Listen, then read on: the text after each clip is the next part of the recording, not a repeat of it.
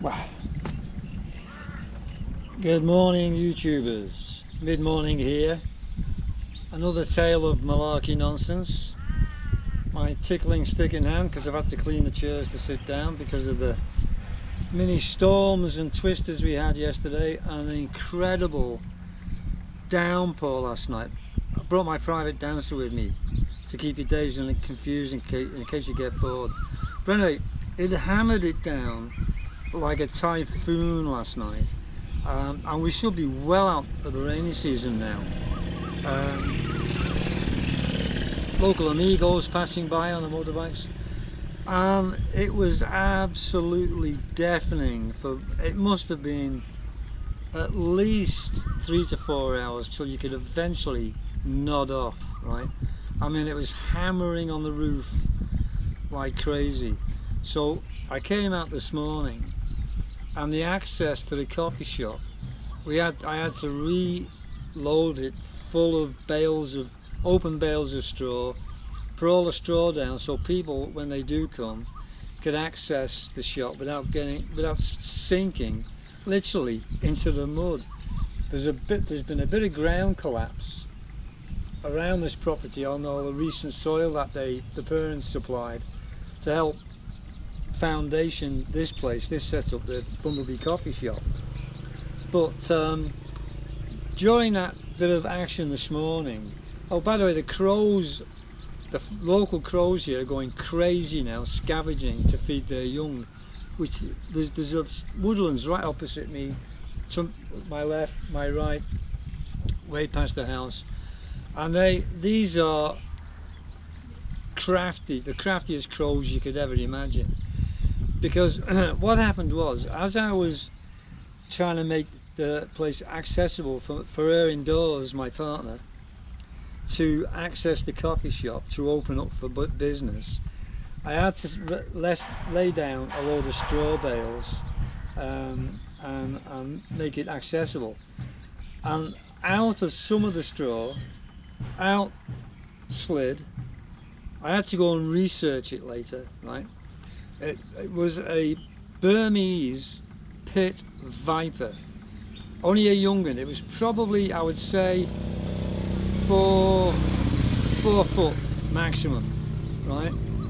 Still on the skinny side, but I think the problem, busy as hell this morning, I think the problem is that the rains have flooded all the rice fields that have been dried out because it's out of season now, and they're looking for high ground, which we're on. So this pit viper, I barely didn't notice it because of its colouring and the straw as well, but I suddenly saw a movement in the corner of my right eye.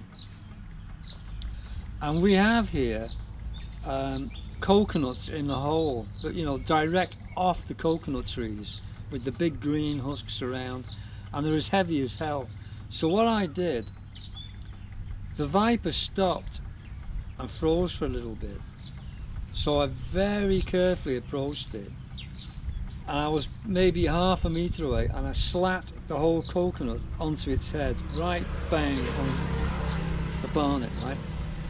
And it buried its head into the bit of the straw and all the mud that was lying underneath the straw, and it thrashed around and thrashed around and thrashed around, and then it just stopped.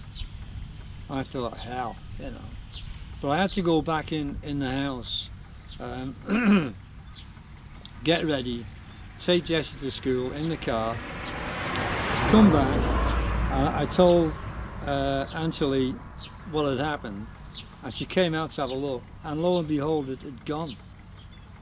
It either survived and it's suffering one of the hell of a hangovers it's ever had in its life. But my guess 100% is the crows in the big trees opposite, they can spot anything, go down and kill it. They hunt frogs, they do everything, and they must have whipped it away, the entire snake. So there you go. Unfortunately, you know, but I remembered exactly what it looked like, and I went on to identifying snakes, and there it came up. That was it. I thought, that's the one. And it was one of Thailand's deadliest, right? Burmese pit viper. But the reason a lot of people die from that here in Thailand because it's mainly agricultural workers, farmers. They are superstitious and they believe that they've got antidotes in the woodlands and the trees, and cluster up leaves, rub them on the wound, right? And when the person starts to go into a coma, they'll eventually call for help. By then it's way too late, by far. And that's why there's a high death rate regarding the pit vipers. I did mention this in a vlog maybe a week or so ago, but a guy that did a lot of building on the property where I live here, he brings his cows down to graze on what little bits of grass are left in the rice fields. And he killed a python, oh, no, hang on, cobra, sorry, a giant cobra. And he was saying it was literally the size of your calf, right? Good 3 or 4 meters long.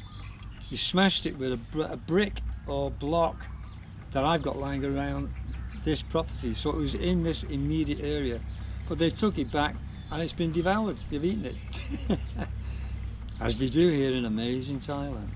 So I've got a lot of things to get on with today. I think I've done enough to try and make it accessible for people to get to and carry on getting the coffees, but we've got to run off and get some other coconuts from somewhere soon, so we're going to have to shut the shop for the afternoon. So from my private dancer and myself, gotta have some props and my tickling stick.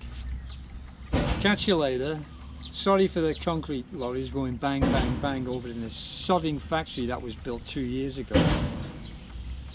It should never have been allowed. Talk about breaking the peace and quiet and the mess they've made on the brand new highway. I keeps complaining but no bugger listens.